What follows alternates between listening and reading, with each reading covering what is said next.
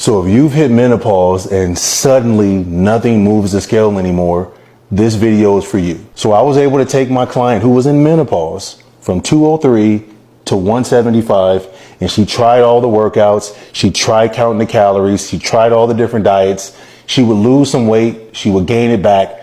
Nothing was working. She felt like she was broken.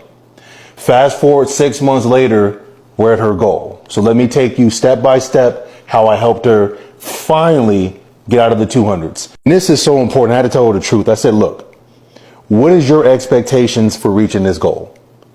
She told me that she thought this should only take 2 months to do. I said, look, when was the last time you were 175 pounds? She said it was 10 years ago. I said, let's slow down. Let's be a little more realistic. This is probably going to take you a little longer than you think. I think it's going to take you anywhere between 3 to 6 months. But like I said, it ended up taking only 6 months, right? And I told her, I said, the reason this is going to take you a little bit of time is because we're trying to primarily lose body fat, definitely not muscle and not just water weight. We want to lose fat. And healthy weight loss, you're probably only going to lose about 1 pound of fat per week. So let's be realistic. So now calorie range. This is step one for everyone at home right now. I told her, I said, look, we need to find your maintenance calories first. We need to figure out what's been keeping you where you are now. So I said, what we're going to do, we're going to use the MyFitnessPal and we're going to use a food scale. And for the first week, I'm just going to have you track everything you normally eat. And I'm not going to judge you. So I don't care if you eat junk food or you're eating fast food. Just track it so I can see what's really going on. And we did that. And after a week, we found that her maintenance calories, which was keeping her at 203 pounds, her maintenance was roughly about 2,400 calories per day. So now step two for you guys following at home, I told her, I said, now we need to go into a slight calorie deficit.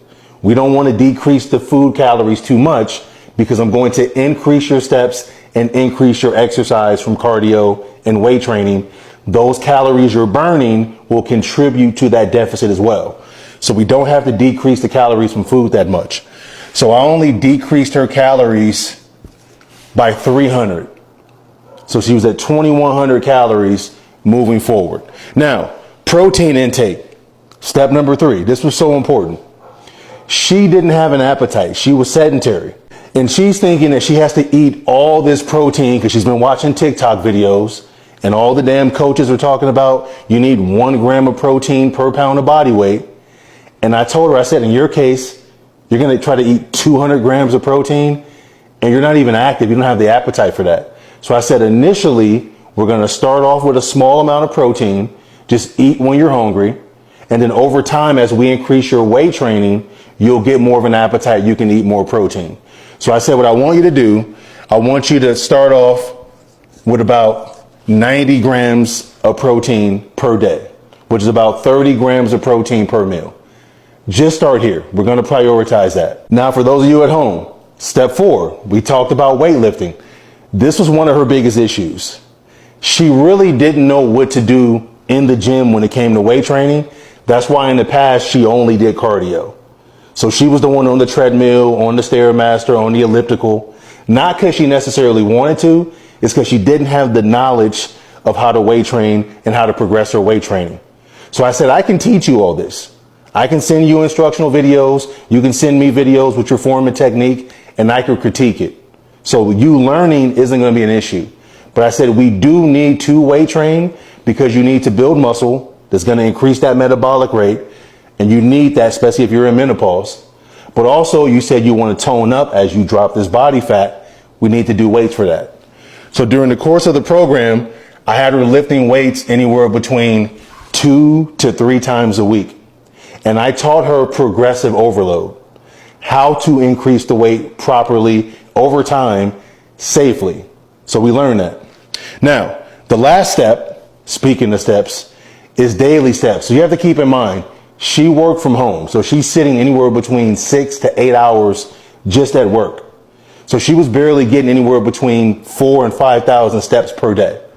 So I said, look, On the days you're lifting weights, which is the priority, I really don't care how many steps you get. But on the days you're not lifting weights, I want you to try to get at least 8,000 steps per day. If you can do that for me, we can get you more active. Now, you can do more. This is just a minimum. This is the baseline. So after all this is said and done, 6 months goes down the road. Now she feels more comfortable in her body. Now she's down to a healthier BMI. Now her blood work is a little bit better. Now she's toned up a little bit. The belly fat went down. This is what it's about. Now, as you can see, this doesn't happen overnight. This took 6 months. And the average person would be like, oh, I probably can do that in a couple of months. Maybe you can, but it probably wouldn't be the right way. So if you do this the right way, if you have the right system, you'll realize you're not broken. You just need to know what to do and how to do it right. So now here's your next step. If you would like something like this, some structure, some order to reach your goal, in the comment section, type ready so we can schedule a coaching call so we can discuss your goals.